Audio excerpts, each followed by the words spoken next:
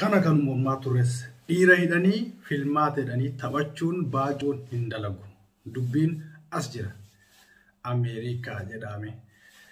Hanga hayyoonni keenya kan hidhaman tokkoon isaanii mana hidhaatii baanitti mootummaan Itoophiyaa mootummaan gabroomsaadhaa shirri inni dalagu guyyaa guyyaan harkumaa baati. Nuti iddoo jirru hunda qabsoo eegalle itti fufna. Salphinni jaraa guyyarraa guyyatti ittuma dabalaa deema. Awurooppaan nutti naaftee Ameerikaan nutti naaftee jinni jaankaa ayisaraa. Warroonni buddeenaaf jecha biyyatti gale, warroonni dhiiga namaa xuuxuudhaaf jecha biyyatti galan. Ammaan tana salphatanii jiran, iyyuu eegalanii jiran, warri akka Saaliyaa Saamiifaa, warri akka Hangaasaafaa iyyuu eegalanii jiran jechaadha. Bakki jarri dhayitu tokko hin jiru.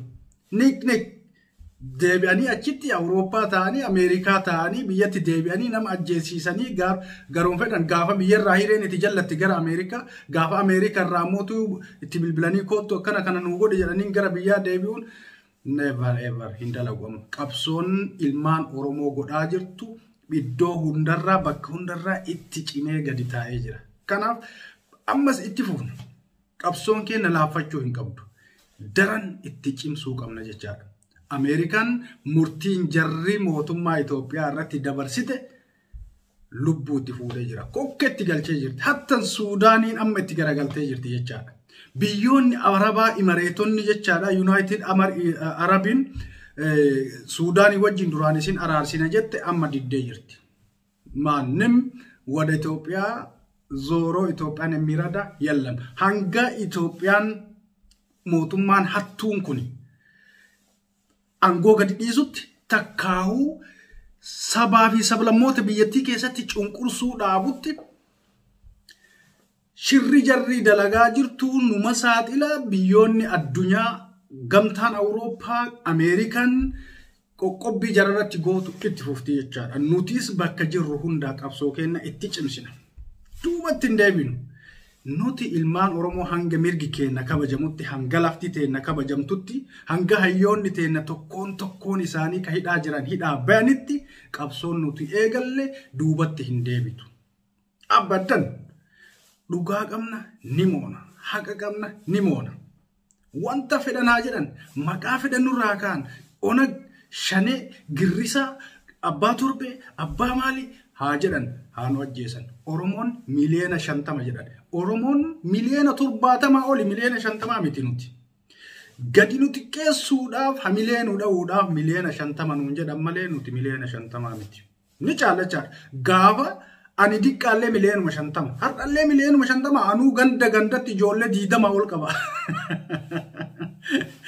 Miti akka kiyyaa meeqatu ganda meeqaa keessaa qaba ka shintibeetitti dhumee miti. Ka dhalatee ganda hunda keessa jiru meeqa? 15 20 qabdi ijoolleen teenya ijoolleen Oromoo dhalchaa bakka geettan hundatti dhalchaa nu fayyada ka dhalatee jechaadha. Kanaaf homa fedhan nuun haa jedhan. Homa fedhan maqaan waa takka nuun godhu. Nutti maxxanu ማንኛውም ኦሮሞ እንደ ፈጣን ሎተሪ ሲፋቅ ቢፋቅ ኦነግ የሚል ቅጥል ስም አይጠፋውም ነው እንጀዳኔ ጅራን. We don't care. Yes, we are Shane, we are Onag, we are Ashabari, we are whatever they say we are, not a problem. It's not about name. Makajar no jedani ni miti. Ama fedan nun hajaran. Abba Torbe, Abba Jinni, Abba Janka, Abba Oldai, Abba Gadai, ama fedan nun hajaran. Kayon kenna mali. Tak biyyattii san bilisoomsinee biyyattii san dimokraatii goonee sabaa fi sablammiin biyyattii san keessa jiru hundi walqixxummaadhaan afaan isaa aadaan isaa amantiin isaa jireenyi isaa walqixxaatee jiraachuu sun ta'uu diddi biyyattii teenna taqamnu kophatti fottoysinee akka biyyaatitti ijaarannee taa'uu sun ta'uu diddi guyyarraa guyyatti ilmi namaa du'ee ilmi namaa ajjeefamee guyyarraa guyyatti gamtaan Awurooppaa gamtaan addunyaa biyyattii san irratti qoqqobbii darbee mootummaan dhufee dabraan biyyattii san keessatti dhufu mataan isaa bowwaafatee gara deemuu dhabee rakkataa jiraata malee Oromoo ajjeesaa Oromoo hidhaa, Oromoo biyyarraa ari'aa, maqaa hin taane Oromoo kennaa, ilmoo daa'ima haadha duratti ajjeesanii awwaalcha dhoorgaa biyyattii san keessatti nageenyi hin bu'an የማይቻል የማይታሰብ ህልም ነው ማለት ነው። ከናፍ ማል ጎቹudha qabna nuti bakka jirru hunda dammaynee ka'uu qabna. Bakka jirru hunda ka duraan dammaqee addunyaa tanarratti hiriira ciccimaa gochuudhaan sagalee addunyaatti dhageessisaa jiru dammaqee jira bifuma saniin itti fufuudha. Warri hin dammaqiniif warri siyaasni hin galiniif warroonni dubbiin hin galiniif amma dammaquudha. Warroonni garaaf jecha diina jala shurshuran, warroonni diinaaf jecha bitaman, warroonni garaa isaaniitiif jecha mallaqa boru dhumtuuf lafuma abbaa isaa kennaniif lafa jala deemuudhaan Oromoo irratti shira xaxu amma yeroon ga'e deebi'uu danda'u qabu. Duraan maaltu ture? Warri OPDO fi warri TPLF jalallee achi duras dargii jalallee deemaa ture, shurshuraa ture, deemaa ture jechaadha. Ganee deebi'ee saba ofii Oromoo nyaataa ture jechaadha. Gaafa dubbiin itti garagalte biyya san irraa gara biyyoota Awurooppaatti, Kanaadaatti, Awustiraaliyaatti, Ameerikaatti baqatee jiruu nagaa mallaqa biyyattii san keessaa harateen jiraataa ture jechaadha. Har'a sun hin danda'amu. Sun hin danda'amu. Hanga wanta badii kalee balleesseef dhiifama gaafatee deebi'ee saba isaa cunqurfamaa jiruuf dalagutti mallaqa biyyattii san keessaa walitti qabadhee dhiiga ilma namaa gadi naqee haadha daa'imaa boochisee dubartii daa'ima ilmoo ijoollee daa'ima gudeedee kaan hidhatti guuree ajjeesisiisee mallaqa saamsisee biyyattii gurguree biyyarraa baadhee gara biraa deemee jireenya bal'inaa akka warroota duraan dabranii jiraadhaan zabatnu የማይሰራ ነገር ነው አይሰራም ካሁን በኋላ wanni jarri beekuu qabdu kana አይሰራም nutillee bakka arginetti jara salphisuurraa hindi banagaraachin ላይ TPLF irraa eegalle TPLF irraa warroonni hoggantoonni TPLF yeroo walgayii garagaraatiif biyyoota Awurooppaa fi Ameerikaa keessa deeman salphifnee hidha kunnee maraachinee ari'aa turre jechaadha. Ammallee itti fufu qabsoon akkasii bakka argitanitti namni tokko biyya san irraa dhufee biyya alaa tana keessatti akkana goone akkas goone ummata kana gorsinee yookaan kadhannee warra as keessa jiru hiriira baafannee jedhee dhufu dalaynee eeynee saaxiluu qabna. Walgayii jaraa harkaa bittinneessuu qabna. Alaabaa jaraa bakka jarri qabattee hin deemne harkaa godhuu qabna. Filmaata biyya keessaatiif ilmaan Oromoo addunyaa tanarra jirtan hundi keessan bilbilaa gara biyya obboleeyyan keessan, obboleettii teessan, fira keessan, maatii keessan akka mootummaa kanaaf kaardii hin darbine gochuu danda'uu qabna. Yoo diqqaate nama biraatiif darbu asirratti gaa namnummaan kaardii darbaniifuu dhaabbolee siyaasaa amma filmaata kanarratti hirmaachuuf deeman keessa dhaabni Oromoo bakka bu'u tokkollee kan nuti kaardii darbinuuf hin jiru. Yoo danda'ame kaardii fudhachuu dhiisu, yoo dirqama ta'e ammoo bittinneessanii gara hin taanetti akka lakkoofsi wal keessa faca'u godhanii osoo mootummicha kana abbaa irree kana nama nyaataa kana dhiiga dhuduu namaa kanaaf hin darbin gara biraatitti bittinneessanii akka inni hin mo'anne gochuu danda'u qabna. Addunyaan nu qarqaartee jirti. Addunyaan ammoo kan nu qarqaarteef ciminna keenya qofaanii miti. Badii jarri dalagaa jirtu argutti jiran badii kan ammoo akkami argan iyyiinsa nu iyyineen lallaba nu lallabneen bakka hunda irratti miidiyaa garagaraa fayyadamuudhaan jara saaxiluu irratti gadi teenneen addunyaan itti naqqaatee itti baannantee jirti. Addunyaan jaratti naqqa'uun jaratti baannanuun jaraaf salphina guddaadha. Booyaa jiran jechaadha. Har'a kaabinee warra olaanaa miti ganda keessatti qotee bulaa hunda walitti qabanii akka hiriira Ameerikaa irratti bayan godha. Ameerikaa irratti hiriira bayuu miti. Guyyaa sa'a 24 halkanii fi guyyaa walitti dhaabanii qotee bulaan hiriira yoo baye akka warri ummanni warri soddaata Ameerikaa keessatti bayeeti genocide jedhu sanii miti. Genocide nurratti deemaa jira warra jedhu san akka waan jarri afaan jaraa beektu akka waan poolisiin Ameerikaa jara beekee jararratti qophatti genocide dalagu akka waan jarri poolisiin Ameerikaa naannoo jara biyya dhaqee Itoophiyaa dhaqee naannoo jaraa keessatti genocide dalagaa jiru genocide nurra dalagamaa jiru warra jedhu san warra soddaa baana beekaa ka wanti akkasii amma booda hin dalagu jennee ammoo gallee rafuu hin qabnu. Oromoo dammaqaa bakka jirtanii ka'uu qabdan jechaadha. Wal dammaysaa obboleessi obboleettii ta'e dammaysi obboleettiin ta'e dammaysi obboleessa kee karaa dammaysi bakka jirtu hundaa ka'e wal kakaase. Yeroon wal kakaasanii ka'anii saba ofii cinaa dhaabbatan amma. Yeroon mootummaa kufuudhaaf kirkiree lubbuun kokketti galte tana kokketti qabanii keessaa kutan amma. Yeroo addunyaan nu cinaa dhaabbatte kana cinaa dhaabbanne addunyaa itti iyyinee akka mootummichi kun bakka sanii dhaba ta'u gochuu qabna. Warri humna hin qabne du'aayii itti godha. Warri humna qabdan humnaan itti ka'a. Tokkummaa qabnu warri qabeenya qabdaniin homa qabnu walitti guurree nama gargaaramuu qabu haa qarqaaru. Jaalmarroo cinaa dhaabbachuun yeroon isaa amma jechaadha. Namichi yoo qalbii ka qabaatu taate jaalmarroo jedhaniin kun yeroon biyyattii san keessatti ummata kana dhuunfatu, ummata kirkiree lubbuun itti galte kana dhuunfatee harkatti deeffatu amma. Ammas amma duras dubbadhee jira wanni takkatti nan dubbadhu. Jaalmarroo gara asaanu kana qofarratti dhiisuu hin qabnu. Jaalmarroon kutaa Oromiyaa 11 kana hunda keessa wal ga'uu qaba. Ilmaan Oromoo dammaqaa. Yeroo Harargeen miidhamu Arsiin rafuu hin qabu. Yeroo Arsiin miidhamu Wallagga rafuu hin qabu. Yeroo Wallaggi miidhamu Jimma rafuu hin qabu. Yeroo Walloon miidhamu Harargeen rafuu hin qabu. Yeroo Harargeen miidhamu Gujii fi Booranni rafuu hin qabu. Oromoon bakka jiru kutaa jiru hunda keessatti yeroo kutaan tokko miidhame bakka jiru hundaa ka'ee wal dhaqqabuun dirqama isarratti haa ta'u. Kana yeroo jedhu biyya keessatti wal keessa deemanii wal gargaaruu fi waliif loluun yookaan waliif birmachuun sababa humna tikaa mootummichaatiin danda'amuu dhabuu mala. Nuti warri biyya alaa jiru jechuudha. Nuti warri biyya alaa jiru warri dandeettii waa gargaaruudhaa qabnu bakka jiru hundarraa yoo walloon tuqame kutaan Oromiyaa 11 fi 10 hafe irratti birmachuu danda'uu qabna. Wanta qabnu jechaadha. Saantibii takkamaan qabnu doolaara takkamaan taane. Yeroo Harargeen tuqame ijoolleen Oromoo addunyaa tanarra jirru hundi keenya wanta qabnu bira dhaabachuu danda'uu qabna. Yoo akkas ta'e diinni Oromoo ittuma siqatee tuqachuu hin danda'u. Bana garaachillaa baay'ee jette jarri Oromoo kat kuffisaa jiru, Oromoo kajiisaa jiru diina biraa osoo hin taane Oromoodha. Oromoo Oromootti godhan.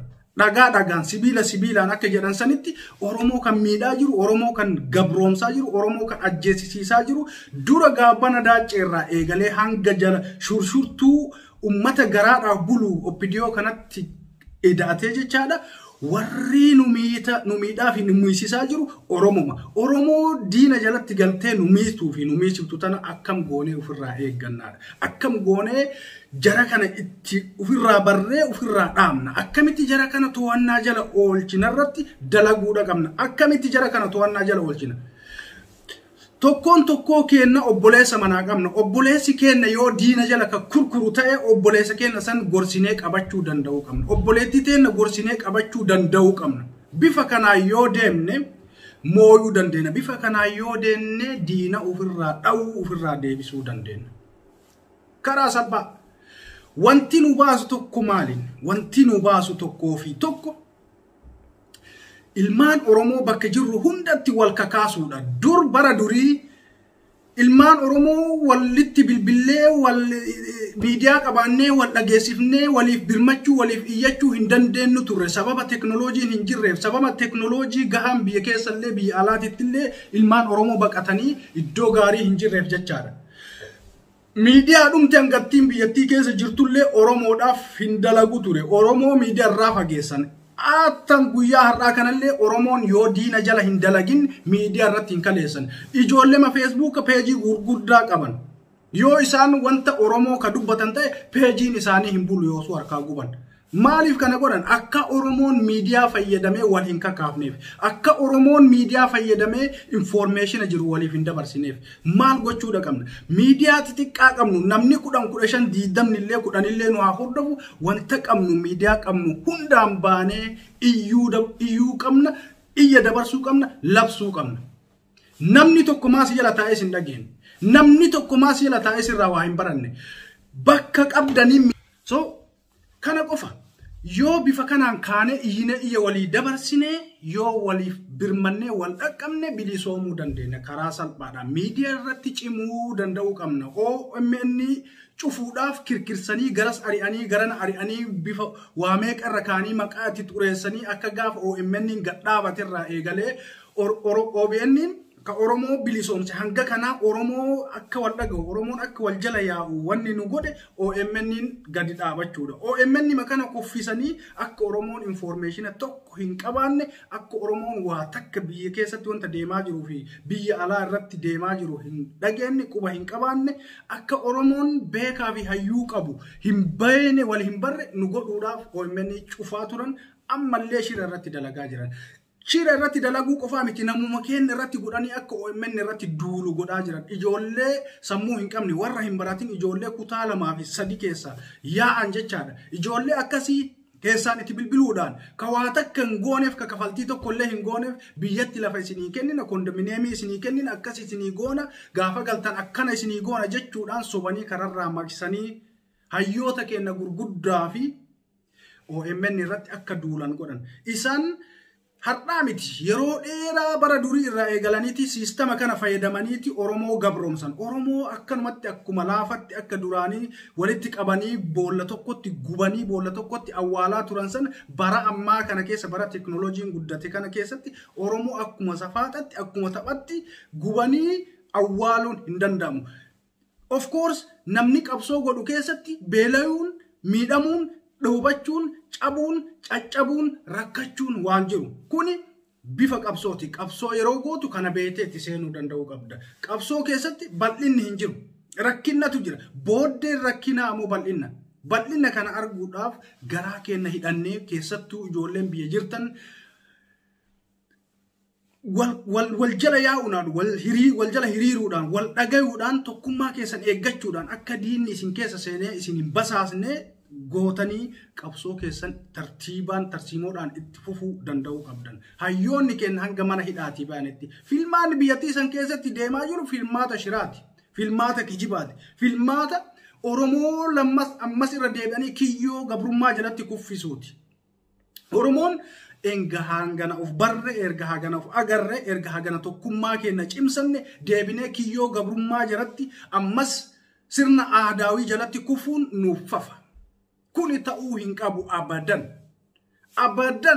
Oromoon bakka jiru hundaa ka'ee dammaqee wal cinaa dhaabbachuu danda'u qaba. Kutaan Oromiyaa tokko yoo tuqame kutaan Oromiyaa hafe hundi ka'uu danda'u qaba. Amantiidhaan addaan nu qooduun abadan akka biyyattii san keessatti hin dalayne. Oromoon Muslima qaba, Kiristaana qaba, waaqeffataa qaba, amantiiwwan biraas jiran. Dhagatti haa amanu, mukatti haa amanu, waan fedhetti haa amanu, fedhe fardaa fi sareetti re'etti haa amanu. Suni dhimma kennaa miti. Namni dhuunfaa amantii dhuunfaa isaa waan fedhetti amanuu danda'a. Nuti waa meeqa walitti qabna? Amantii walitti qabna. Amantii namuu kophaa isaatiitti qaba. Nuti wanti walitti qabnu biyya walitti qabna, Oromummaa walitti qabna. Oromummaa jechuun dhiiga aadaa keenya walitti qabna. Waa hedduu walitti qabna. Amantii irraa dhiisa. Amantiin abbaan fedhe amantii fedhe har'a hordofuu boru amantii biraatitti jijjiirachuu iftaan amantii biraatitti jijjiirachuu danda'a rakkoo hin qabu. Oromummaa dhiiga keessaa fuudhanii si keessaa baasuun abadan iman danda'amu. Oromiyaa irratti dhalatte ati Oromoodha. Oromiyaa irraa fuudhanii ati Ameerikaa dhalatte ati Bangladesh dhalatte ati Chaayinaatti dhalatte namni siin jechuu hin danda'u. Because ati Oromiyaa irratti dhalatte lafee abbaa keetiitti handhuura abbaa keetiitti Oromiyaa irraa bahe ati bakka feetetti illee dhaladhu deemi Ameerikaawii illee citizen Ameerikaa illee qabadhu citizen biyya feetee qabadhu backgroundiin kee Oromiyaadha Itoophiyaadha. Itoophiyaa san keessatti ammoo bakka guddaa ka qabu Oromoodha. Yoo Oromoo fi Oromiyaan hin jirre Itoophiyaa ammaan sunuu hin jirtu. Bakka kabaja nu hin qabnetti bakka nu hin kabajnetti bakka mirgi keenya hin eegamnetti mirgi biyyattii sanii eegamee hin jiraatan abadan wanta hin yaadamne. Kan akkanatti beekuu qabdan ilmaan Oromoo bakka jirtan hundaa tokkummaa keessan cibsa. An Profeesar Mubaarak Baaleetti. Yeroo biraa walitti deebina.